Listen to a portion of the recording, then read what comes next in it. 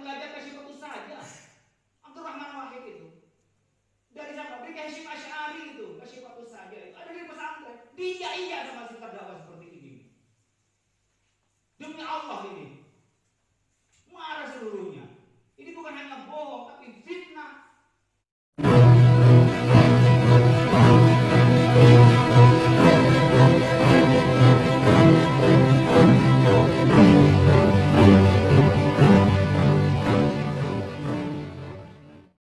Assalamualaikum warahmatullahi wabarakatuh.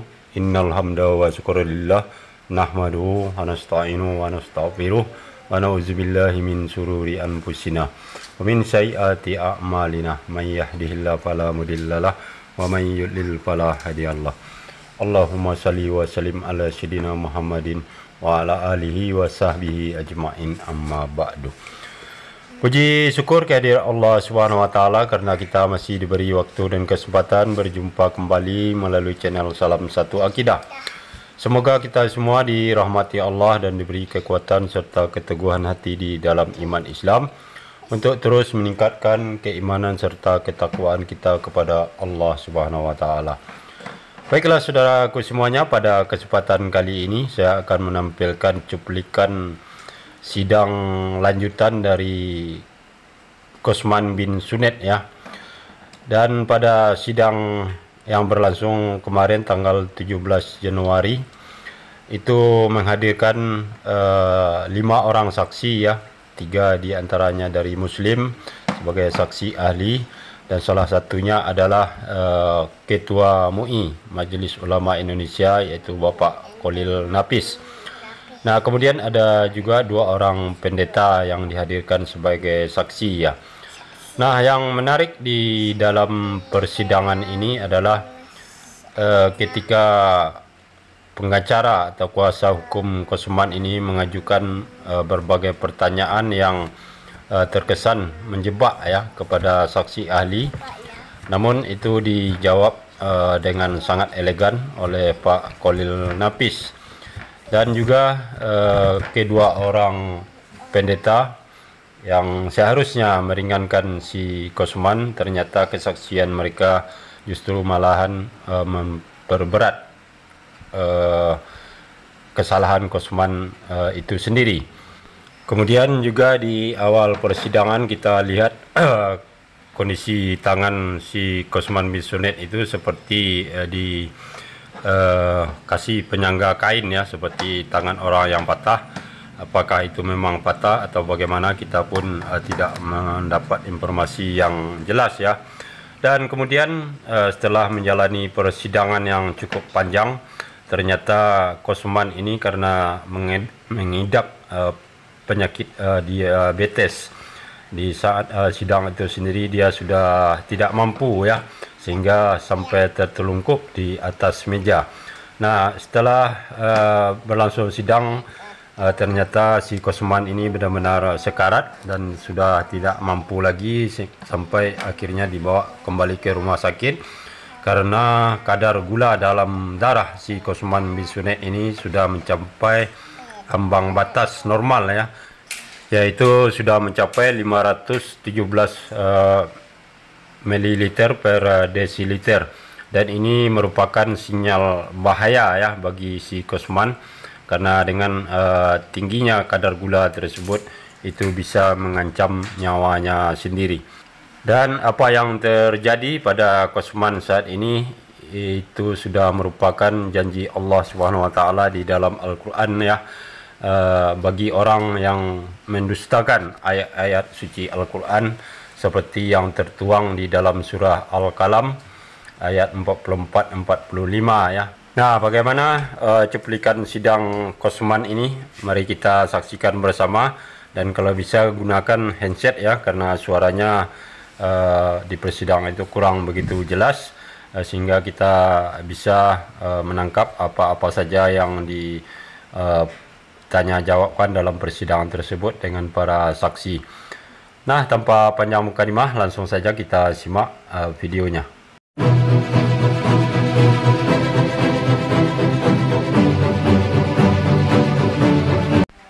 Nah, saudara kesemuanya, ini adalah ruang persidangan. Persidangan akan berlangsung. Itu kita lihat ya, si Kosman bin Sunet masuk dengan sebelah tangan kiri yang dibopong menggunakan kain. Apakah tangannya tersebut terkilir atau patah, kita belum mendapatkan informasi yang jelas ya tentang hal tersebut. Nah, kemudian setelah sidang berlangsung pada 17 Januari yang lalu ya, di dalam persidangan tersebut kita bisa melihat bagaimana si Kosman ini memang tidak mampu untuk kondisi kesehatannya untuk menjalani sidang yang cukup panjang, sehingga kita bisa melihat dia tertidur atau tertunduk di atas meja. Kemungkinan tersebut memang pengaruh dari kadar gulanya yang sangat tinggi ya, yang mencapai 517 ml per desiliter. Dan kemudian sidang setelah itu berlanjut dengan menghadirkan 2 orang saksi dari pihak Kristen sendiri. Seperti yang bisa kita lihat, itu ada 2 orang ya, itu adalah 2 orang pendeta. Namun berdasarkan kesaksian pendeta ini justru malahan memberatkan kesalahan Kosman itu sendiri ya. Nah, sekarang kita lanjutkan untuk menyaksikan bagaimana keterangan saksi ahli dari pihak Muslim ya, dan salah satunya adalah Ketua MUI ya, Majelis Ulama Indonesia, yaitu Bapak Khalil Nafis, yang mana pada akhir kesaksian beliau itu memang cukup keras memberikan pernyataan-pernyataan yang akan memberatkan hukuman untuk si Kosman bin Sunet ini.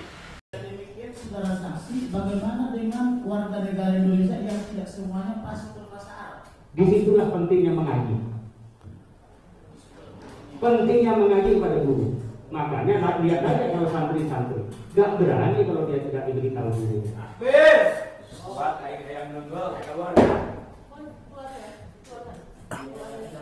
Lihat itu. Saudara saksi, kami telah memeriksa kurang lebih 15 orang saksi. Setiap kali kami tanyakan surat-surat ini, mereka selalu menanyakan, jangan dari kami silakan tanya, nanti dengan alasan tidak membaca atau belum memahami. Nah, bila demikian adanya, apakah ini tidak berhak diketahui oleh semua orang? Ayat-ayatnya, surat-surat ini? Diketahui boleh, tapi menyampaikan itu harus punya kapasitas. Makanya la yukallifullahu nafsan illa wus'aha. Allah tidak memaksa di luar kapasitas orang itu. Yang tidak boleh adalah dia tidak punya kapasitas, nggak punya kompetensi menjelaskan, apalagi Ini seru. dia juga menista. Itu yang nggak boleh. Jadi makanya kita harusnya jangan sampai dijelaskan gitu ya. Itu maksudnya? Diamalkan sendiri sesuai dengan kemampuan sesuai untuk orang awam. Baik, kalau begitu saya mau bertanya tentang sesuai penjelasan daripada Pak Kiai Haji Otong tadi, bahwa ketika terdakwa ini menurut Kiai Haji Otong sewaktu masih umur 20-an ya Pak ya, beliau sangat kritis, suka apa itu kan berdebat ya Pak ya, bersiwak tadi ya. Bukankah sifat kritis itu sangat diperlukan karena rasa ingin tahu? Diperlukan kalau tujuannya baik. Diperlukan jika tujuannya baik.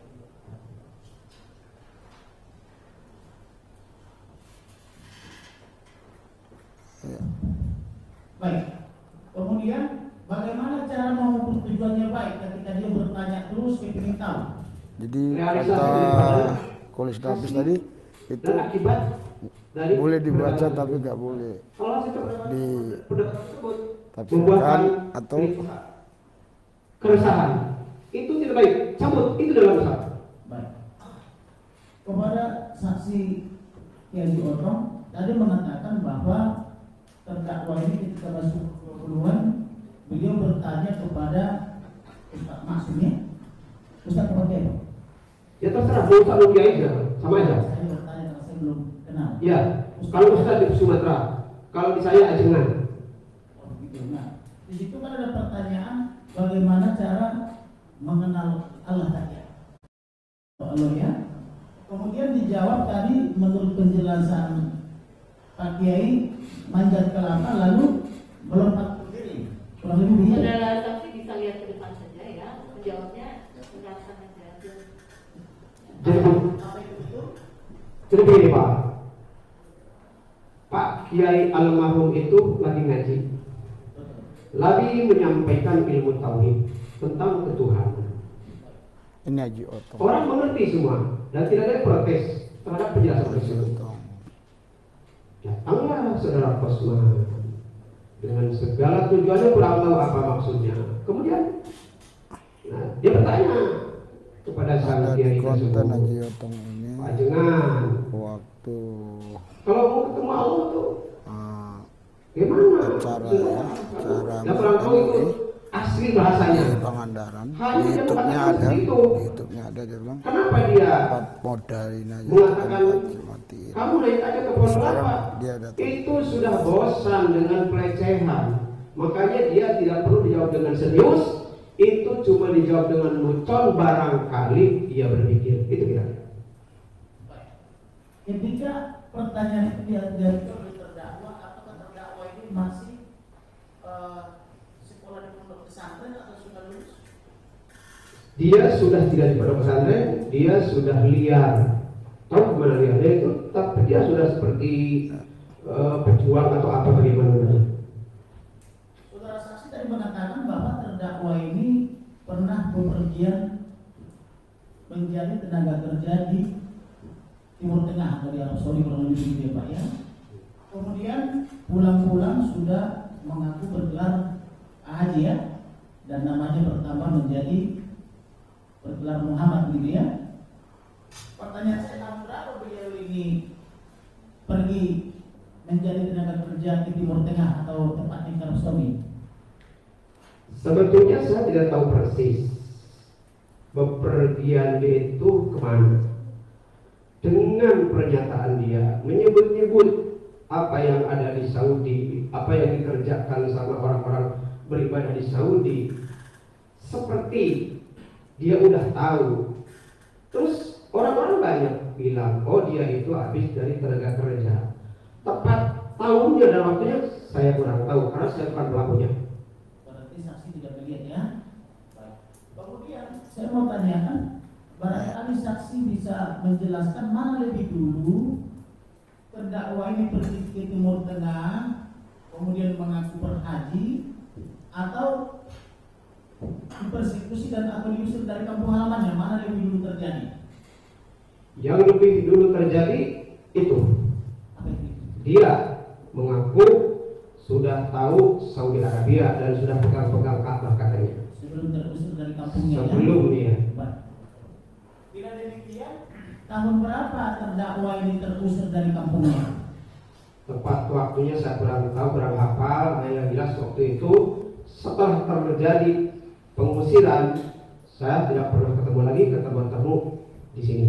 Tadi saksi mengatakan ketika pengusuran itu saksi juga ada di sana dan itu adalah kesepakatan Haji Otong, Polsek. Haji Otong, Betul. Mana maksud daripada Kapolsek Kecamatan Ciberang. Polsek di Kecamatan Haji Otong, Ciberang? Haji Otong. Coba saksi jelaskan apa yang menjadi motif pengusuran tersebut terhadap terdakwa. Motifnya keresahan masyarakat dan bermusyawarah supaya tidak Haji berlanjut. Otong ini baru buat YouTube. Diasingkan untuk meredam apa yang acara bergejolak di masyarakat. MUI Itu untuk masyarakat. Pangandaran, dia bilang Keresahan biarin itu aja apakah ada mati kaitannya dengan kaji. almarhum ini? Itu sebenarnya sudah di Sebetulnya kantor kalau satu persatu persen orang-orang, ini aja. saya tidak pas tahunya. Yang jelas Haji Otong. kami juga merasakan keresahan itu. Saksi mengenal Saya almarhum ini? Tentu saya tahu. Saya RL, Siapa itu dan apa Pastor hubungannya? RL, saya Pastor RL. Kini itu katanya saya sih kurang tahu. Rundayan dia katanya pamannya dia. Pamannya. Apakah waktu itu karena Saya terdakwa Pastor ini Lubis. melindungi pamannya sehingga dia harus terusir dari kampung itu, demikian juga Pak Kili? Tidak, Tidak ya. tidak, bukan itu masalahnya, tapi Kami persoalan. langsung Kalau datang begitu ke apa yang pengadilan. menyebabkan keresahan tersebut? Sudah 2 hari Ya, kami orang ada di orang berpikir yang macam-macam. untuk Kalau sudah mengikuti pengadilan ini. termasuki emosi, maka orang tidak akan berpikir tidak terarah dan tidak bermasalah. Supaya mengatasi pikiran orang tidak masalah, supaya Kalau Anda meluruskan, senang supaya meredam, dengan ini channel yang ini, hasil bersama kita bersama. Anda ingin terus mengetahui Kembali kepada yang terbaru, jangan lupa ya dukung terus channel ini ya, Pak karena semua kami di sini Muhammad juga Khalil Nafis ya. Maaf kalau saya kurang hanya pas dengan ini iman ya. ya. Sudah 2 hari kami nginap di hotel. Pernah mendengar apa namanya itu bahwa Islam itu adalah agama damai atau rahmatan lil alamin? Atau dari Ciamis ke Jakarta Ciamis itu 7 jam. Ya, Islam itu membawa Kami akan meliput terus. Kalau Anda senang, yang diberi rezeki, diberi berkat oleh Tuhan, ya Islam itu dari bisa salam, dukung. damai. Kami tidak pernah absen untuk meliput Kemudian sepanjang apakah baca di di sini. dalam Islam itu Pak ada perbedaan-perbedaan pendapat? Di dalam hal yang furu'iyah itu nggak jadi. Baik. Tapi masalah Di usuliyah di deskripsi ada di deskripsi. Bapak pernah mendengar namanya Ada nomor-nomor Sunni dan Syiah? Sunni dan Syiah? Syiah? Oh, Sunni masih Sunni dengan Syiah. Syiah. Ya. Ya, saya luruskan cara Anda menyebutnya. Saya kurang paham ini Pak. Tapi Ya. maksudnya kurang lebih gitu. Ya, ya tentu ngerti paham Sunni dan Syiah. Baik. Apakah di antara Sunni dan Syiah ada perbedaan dan bagaimana cara menyikapinya di dalam perbedaan tersebut? Ya, Sunni Syiah kan perbedaannya awalnya dari friksi antara kita, tapi tetap Allahnya satu. Allah satu ya. Ya, Bagaimana dengan kitabnya satu juga? sama Al-Quran juga. Kemudian di Indonesia saya sering mengalami setiap kali mau di bulan Ramadan ini antara Muhammadiyah dan NU juga seringkali berbeda pendapat soal penentuan Idul Fitri, betul kan? Betul tadi artinya. Artinya ada perbedaan Pak ya? Jadi ini yang saya sampaikan tadi, masalah usuliyah Allah Maha Jaksa Kuasa. mulai pelojotan. Allah tidak ada yang sama. Itu nggak ada Karena yang berpendapat. pengacara pintar Tapi cara masalah menggiring usuliyah, orang. yang namanya sifatnya yang Sebentar lagi protes tuh jaksa. itu terjadi. Tidak sesuai, Jadi tidak ada sesuai. bedanya antara yang usul, ada yang pokok, dengan yang sifatnya rangkingnya itu. Baik, Bapak pernah mendengar lagu dulu Waladin? Nah, itu kajian saya. Maksudnya apa itu? Ya, Anda maksudnya apa? Anda apa kira-kira itu maksudnya? Apakah betul agamamu, agamaku, kurang lebih gitu? Tapi lihat dari awal dulu. Qul ya ayyuhal kafirun la a'budu ma ta'budun wa la antum a'biduna ma a'budu. Anda bisa salah kalau itu dipotong-potong begitu modelnya nantinya. Mohon maaf, Anda nanti bisa salah. Saya luruskan. Nah, supaya tidak salah bagaimana? Caranya ya Anda ngaji dan kalau menyampaikan kitab suci itu harus komprehensif sehingga nanti yang menimbulkan Oleh nafis masa lakum dinukung mulyadin salah. Nggak ada salah. Bila demikian, apakah Bapak pernah mendengar bahwa ketika hambanya Muhammad walaupun saya kata pinjam berperang dengan Quraisy ya, beliau memberi memohon perlindungan ke kerajaan Kristen, pernah Bapak dengar? Saya pernah membaca ceramahnya Pak Profesor Dr. Quraisy memberi perlindungan ke mendapat perlindungan siapa? Nabi Muhammad dan rombongannya. Oh iya, ketika Kalau salah di Habasyah. ketika hijrah ke Habasyah, bukan Habasyah kepada Habasyah. Ya. Pantas. Benar ya? Benar. Apakah di situ ada perjanjian yang mewajibkan umat muslim harus melindungi umat Kristen tanpa harus membayar atau bila pun membantu membangun rumah ibadahnya tanpa harus berhutang? Di situ tidak ada perjanjian. Tidak ada perjanjian. Yang ada itu ada perjanjian, nanti ada perjanjian Hudaybiyah. Tapi pada prinsip besar di dalam Islam itu tidak saling mengganggu, bahkan saling melindungi seperti hanya di Madinah itu. Baik Pak. Kecuali karena kita diserang. Oke. Karena kita ini hidup bermasyarakat, tentu kita tidak lepas dari fenomena sosial. Betul Pak ya? Bapak tahu nggak selama pemerintahan Pak Jokowi ada 1.000 lebih gereja yang ditutup atas nama agama tertentu? Saya tidak kapasitas ngomongin pemerintahan Pak Jokowi. Saya tidak dalam kapasitas untuk menjawab. Baik, terima kasih. Bagaimana dengan Bapak tadi menyebut bahwa selain Al-Quran, Taurat dan Injil juga diturunkan oleh Allah? Betul demikian, Pak? Ya, kitab-kitab suci kepada samanya namanya Al-Kutub As-Samawiyah dalam Islam. As-Samawiyah. Ya, Al-Kutub. Apa itu maksudnya sama dengan agama Samawi? Iya, agama Samawi punya kitab-kitab suci. Itu juga diturunkan dari Allah. Termasuk Taurat, Zabur, Apakah Injil. ada kewajiban bagi umat Muslim untuk percaya Taurat dan Injil? Percaya turunnya kitab, tetapi isinya harus kepada Al-Quran. Percaya Adanya Taurat dan kitab. Injil diturunkan, tapi percayanya harus kepada. Tapi mengajinya kepada kitab Al-Quran. Baik. Apakah benar dari 25 Mantap. nabi umat Islam 24 diantaranya adalah ada tertulis dalam kitabnya Zaburi dan Nasrani? Saya tidak kapasitas menyampaikan dari kitab suci umat lain.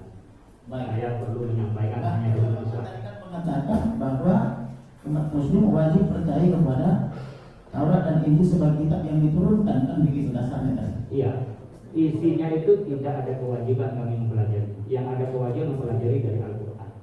Dan jadi kalau dari kitab lain tidak perlu dibaca ya. Tidak, ini bukan tidak perlu, tidak wajib. Tidak Bagaimana- wajib baik beda dengan tidak perlu. Ini bedanya. Baik, saya sudah tahu poinnya. Oke. Bagaimana dengan perkataan Rasulullah atau Nabi Muhammad yang mengatakan jika kau ragu terhadap kitab yang saya turunkan kepadamu, tanyalah kepada pembaca kitab sebelumnya atau kitab dulu. Maksudnya gimana Pak? Di mana itu kata-kata itu? Ketika ada orang yang ragu Ada. Enggak terhadap gitu. kitab yang diberikan oleh Muhammad, Enggak gitu mestinya. jadi bagaimana mestinya Pak? Yang isinya tuh in kuntum fi raibin mimma nazzalna ala abdina fa'tu bi suratin min mithlihi. Kalau Anda ragu terhadap apa yang diturunkan oleh Allah Al-Quran kepada Nabi Muhammad, silahkan Anda bikin seperti Al-Quran. Tidak ada Pak bilang bertanya Lain kepada pembaca ada. kitab sebelumnya. Enggak ada. Tidak ada ayat-ayatnya Pak ya. Saya sepengetahuan saya di bawah sumpah. Saya kan nggak mengatakan tidak, itu bedanya saya dengan terdakwa. Kalau Anda menanya kepada saya, sepengetahuan saya di bawah Pengetahuan sumpah. yang bukan berarti tidak ada ya. Tapi biasanya yang saya sudah ketahui itu tidak ada biasanya. Tidak ada. Tapi saya bahasa tawadhu, bahasa rendah hati, sepengetahuan saya Saya tidak saja ada tahu kita menganggap percaya ada. kepada Al-Quran, lalu Kalau kita meragukan. percaya kepada Zabur dan Injil. Turunkan maka kau baca kepada ahli kitab sebelumnya. Setelah Bapak amati videonya baik di luar sana maupun setelah di ruang persidangan ini, kapasitas terdakwa ini ketika membuat video itu dia sebagai Islam atau sebagai non Islam atau lebih tepatnya sudah Nasrani. Kalau soal masuk agama tidak kapasitas saya, tapi isinya provokatif dan tidak benar. Apakah saksi pernah mengetahui bahwa umat Nasrani percaya Yesus itu adalah Tuhan? Yesus sebagai Yesus sebagai Tuhan? oh saya tidak Pernah kapasitas, mendengar mungkin? tidak pernah saya untuk menilai umat lain. Enggak mendengarkan beda dengan dia. Pernah mendengar atau mungkin sebagai tokoh nasional diundang di acara tahunan atau Natal nasional gitu Untuk apa? untuk menghadiri Natal misalnya dalam rangka memperingati Yesus datang ke dunia gitu. Pernah diundang atau mengetahui? Saya belum pernah diundang. Kemudian tadi saya mencatat keterangan Bapak itu karena sangat penting saya Mantap. milik kami ya. Tadi Bapak mengatakan Lanjutkan, bahwa lanjutkan.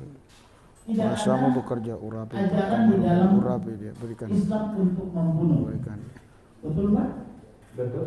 Kemudian Bapak mengatakan tadi bahwa teroris itu juga adalah karena tidak benar, gitu ya. Iya. Baik. Bapak mungkin mengetahui atau membaca melalui media belum lama ini ada beberapa orang ditangkap karena terduga ya Pak ya, teroris dari MUI. Oh, itu nanti serahkan kepada Kalau jadi majelis Baik. dan Kemudian pertanyaan sama mengetahui atau tidak itu ya? gimana? Mengetahui atau tidak saksi. tidak ada relevansinya dengan otoritas Takut dia dikorek.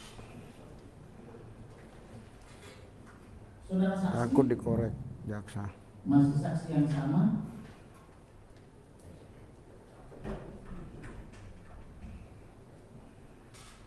Doakan jangan sampai Apakah ada saksi jaksa pernah yang kabur. membaca QS 8 ayat 39? Apa itu? Quran surah itu QS 8 atau surat Quran atau Quran surah? Coba Anda baca. Saya baca ya Pak ya. Dan perangilah mereka supaya jangan ada fitnah dan supaya agama itu semata-mata untuk Allah. Jika mereka berhenti dalam kurung dari kekafiran terburuk, maka sesungguhnya Allah Maha melihat apa yang mereka kerjakan. Apa itu? Maksudnya tadi kan Bapak bilang tidak ada Anda baca apa itu? Al-Quran. Coba baca Al-Quran yang terjemahan. Berbahasa Indonesia terjemahannya. Ayatnya apa? Quran surah 8 ayat 9. Kemudian dilanjutkan Quran surah 14. Keberatan majelis Lah, supaya kok lebih fair keberatan? ditampilkan Qurannya. Oh, iya, iya. Surat mana? QS itu bisa question short atau presiden Quran surah. Jangan dipresentasi oleh tolong ditampilkan di depan majelis. Dan kami lihat. Baik. Quran surah.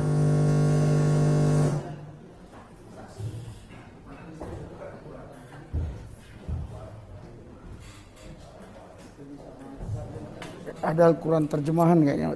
QS Di mana ya? 9. Di mobil ya? Quran surah ya. Ya. Quran surah 9 14. Nggak ada Quran terjemahan ya? Saya ambil dari Google Online aplikasi. Quran surah 8 ayat 9. Saya ambil dari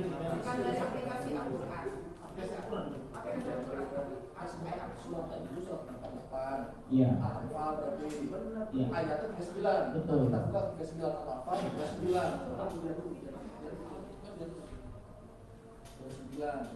39. Baca Pak. Yang kasih Bapak aja, yang kasih Bapak. Yang ini. Katanya suratnya. Martin, Pak Martin, panggil itu, Martin. Dan perangilah mereka itu sampai tidak ada lagi fitnah maksudnya, dan agama hanya bagi Allah semata. Jika mereka berhenti dalam kurung dari kekafiran itu kurung, maka sesungguhnya Allah Maha melihat apa yang mereka kerjakan.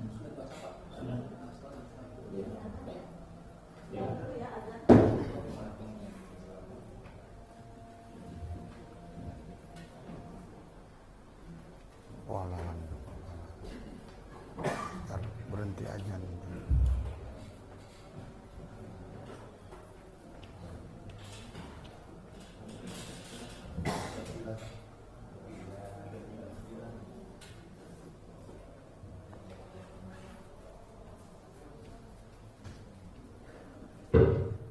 Luar biasa gitu pertanyaannya.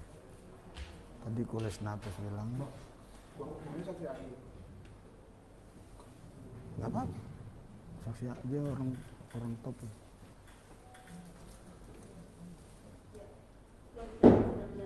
Ya, Kules Napas tadi berkata tidak ada ajaran di Al-Quran membunuh.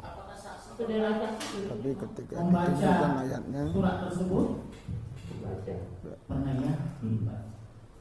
Saya tadi tergelitik membuka itu karena saksi tadi mengatakan bahwa tidak ada perintah untuk memerangi atau membunuh kecuali karena diperangi. Nah, ya, pertanyaan saya, apakah konteks itu sedang lagi diperangi atau dalam keadaan damai? Itu pertanyaan saya, saudara saksi. Yang tadi saya sudah jelaskan, Iya. memahami Al-Quran itu jangan pakai bahasa Indonesia, Iya. pakai bahasa Arab.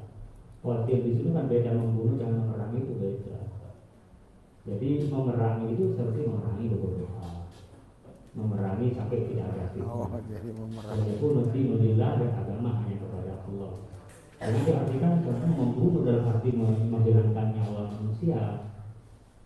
Itu tidak bisa dikonfrontasi bahasa bahwa agama tidak mengajarkan membunuh, lalu dengan ayat itu dianggap disuruh membunuh. Itu yang perlunya ngaji. Pertanyaan saya, Pak, peran seperti apa yang dimaksud oleh ayat itu sesuai pemahaman? Ya bahwa kita ini, mari kita berjuang di jalan Allah sampai orang agamanya itu kepada Allah. Kenapa ditujukan kepada kafir saja? Oh ya itu nanti dululah, mana yang bukan kafir saja. Wa qatiluhum hatta la takuna fitnatun wa yakuna din. Jadi kepada mereka, kalau mereka yang sudah Islam, ngapain diperjuangkan lagi? Jadi yang dimaksud kafir itu siapa, Pak? Kafir itu adalah orang yang tidak mengakui terhadap keesaan Allah, itu kafir. Baik. Apakah Bapak pernah mendengar ucapan daripada hambanya Muhammad mengatakan bahwa Isa dan pengikutnya itu berada di atas kafir hingga akhir zaman? Pernah mendengar? Berada di mana? Berada di atas kafir hingga akhir zaman. Di mana? Isa dan pengikutnya. Enggak, kalau yang di dalam Islam itu semua pengikut para nabi yang benar adalah orang yang bertauhid. Hanya syariatnya berbeda. Untuk orang yang Pertanyaan saya, Bapak sebagai saksi pernah tidak mendengarkan gitu? enggak, Tidak pernah. enggak. Apakah saksi pernah mendengar bahwa Isa itu terkemuka baik di akhirat maupun di dunia maupun di akhirat? Gimana? Pernah mendengar Bahwa surat yang mengatakan bahwa Isa itu dan pengikutnya terkemuka di dunia maupun di akhirat? enggak. Belum pernah ya? Belum pernah deh. Baik, tadi Bapak berbicara dalam memahami Maryam Al-Quran itu secara tekstual dan Al-Imran kontekstual. 3:45. Betul? Memahami, ya. Oke. Al-Baqarah. Bisa Bapak jelaskan seperti apa itu tekstual, seperti apa kontekstual? Nah, tekstual itu adalah memahami Al-Quran hanya pada makna per makna yang zahir dari makna. Kemudian bagaimana menerjemahkan Al-Quran di dalam kehidupan, penafsiran dalam kehidupan sehari-hari sesuai dengan konteksnya, sesuai dengan kondisinya. Semacam mengaplikasikan begitu dalam diri? Iya, dalam aplikasi Al-Quran itu ada, itu yang harusnya expert seperti ulama. Bagaimana menerjemahkan Al-Quran di dalam kehidupan sehari-hari itu yang sesuai dengan urusan, khususnya di dalam masalah muamalah.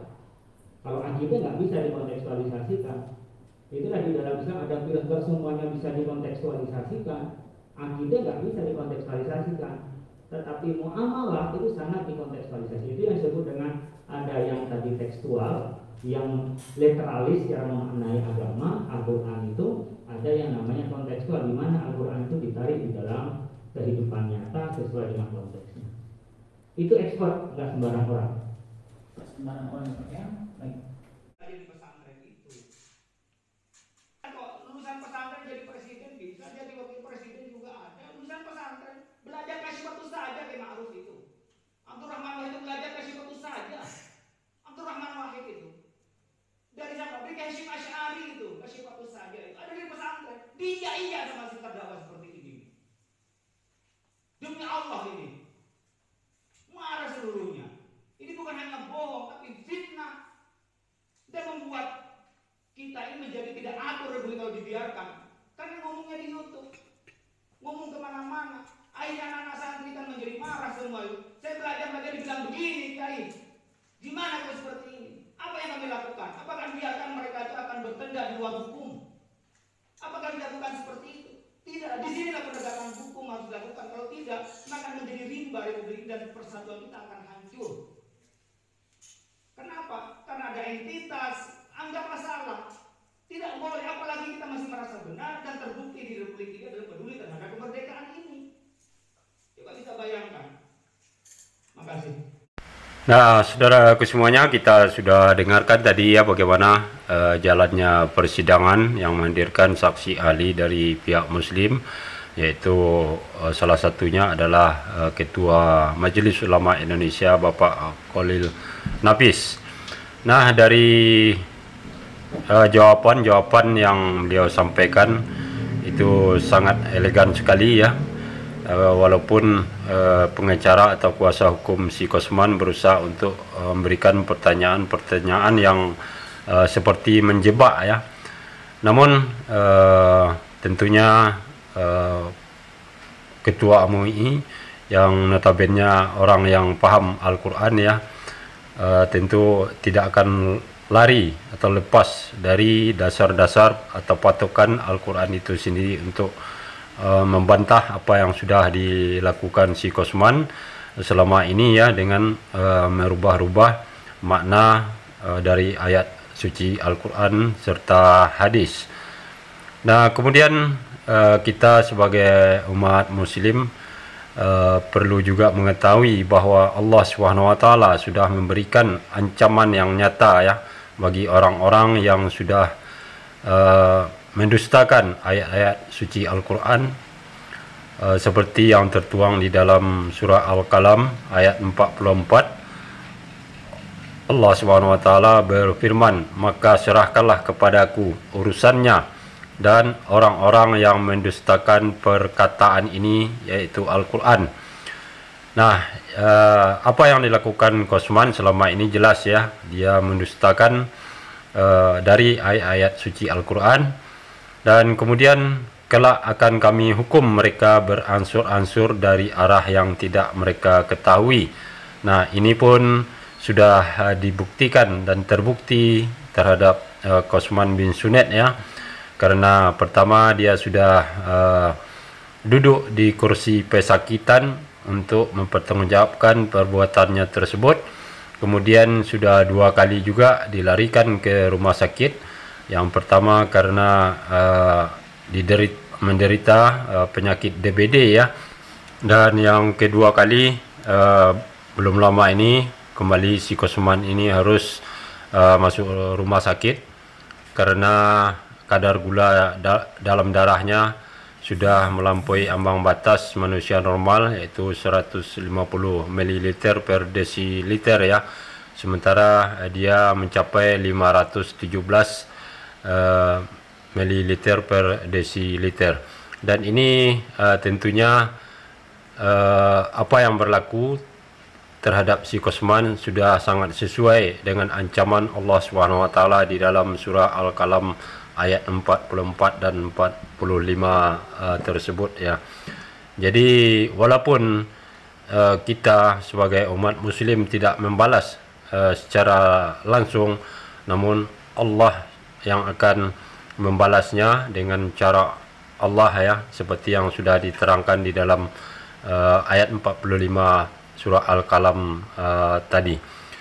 Nah, demikianlah saudaraku semuanya. Mudah-mudahan sidang ini cepat selesai sehingga majelis hakim juga secepatnya ya menjatuhkan vonis yang pantas untuk seorang penista agama seperti Kosman bin Sunet ini, untuk mempertanggungjawabkan perbuatannya selama ini yang sudah menimbulkan keresahan, kegaduhan serta menyakiti hati umat Islam seluruhnya. Terima kasih atas perhatiannya. Assalamualaikum warahmatullahi wabarakatuh.